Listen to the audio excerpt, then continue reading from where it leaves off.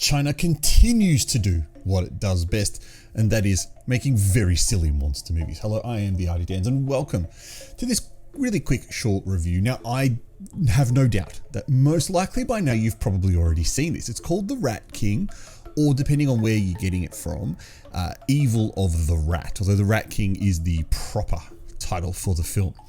It's a really typically Chinese horror movie, a China monster movie. It makes zero sense, but yet is a lot of fun. So what's it about? Well, a reporter who has exposed a factory in a town for dumping chemicals into the water returns to that town a year or so later after having an accident on a motorcycle with a group of friends to just investigate and see if everything in the town has gotten better. They get wind of, after running into a little girl, that something still suspicious is happening with that chemical warehouse that she did an expose on.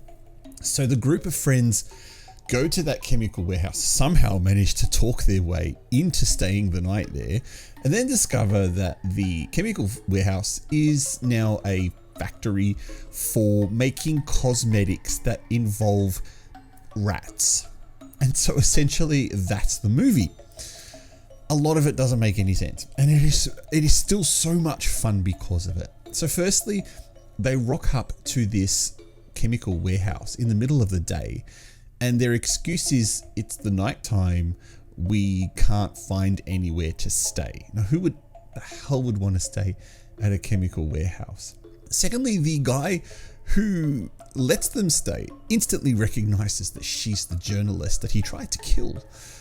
And lets them stay knowing that he plans somehow to dispose of the people, but he just doesn't have a plan to do it. And then you've got weird things like having all these scientists around and no one asking any questions. There's a lot of scientists in this chemical warehouse, and it's extremely hard to hide any of this. The guy saying that he hasn't relying on this investor to come in.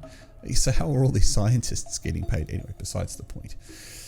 You're here for the rats. And there's a lot of rats, but they're all CGI. Okay, so if you've seen the film Rat Disaster, or Rats on a Train as I more lovingly call it, it's very similar in style to that. And the rats are really crazy in this. They just fling themselves at doors and do all this other stuff. Now also, if you've seen the movie Cockroach Tide, where at the end all the cockroaches get together to form like a massive cockroach queen, something very similar happens in this film too. There is a rat king. So the title of the movie is correct. There is this fatter rat that is the so-called king that can control all the other rats. And together they all combine to make this big, what would you call it? Rat blob that attacks people.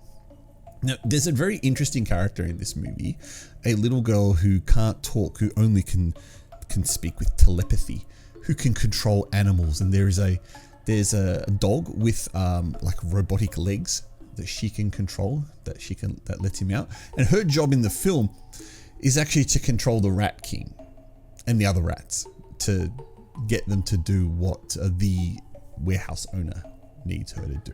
Look, it's not a brilliant movie by any stretch, but it is a lot of fun, and that's so typical with these Chinese monster movies. There's a message behind this, and the message is, well, there's a couple messages actually. Greed. It's always greed behind these movies. There's always something greedy, always someone wanting money. This one, again, environmentalism. It's a lot of these Chinese monster movies have the same themes of environmentalism and greed. Think of Monty Python, two rising boas in a girls' school. All these films are kind of the same. There's this warehouse or something that's been built up to breed these animals, and they lose control because the person is rich and wants to do something with them. It's a template. It's like Marvel movies. They have the exact same template in all of them. They just change the characters around. These monster movies coming from China are the same too. Literally anything you get in different are the characters and the creature and the special effects. And in this movie, the special effects are a bit dodgy, but they're still kind of fun. If you've seen it, I'd be curious to know what you think of it. Now, using the patent pending ghost rating, which stands for great horror or stupid trash, I'm tempted to give this 3 ghosts, but I'm not. I'm going to give it 2.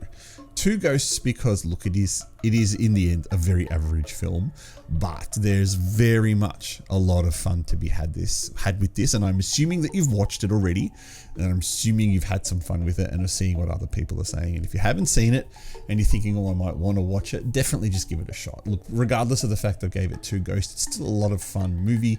It's a monster movie. You know what you're getting when you go into it. You're going to get a silly time, a movie that makes no sense, a couple of deaths, something icky, in this case rats, and a fun time. I've said that already.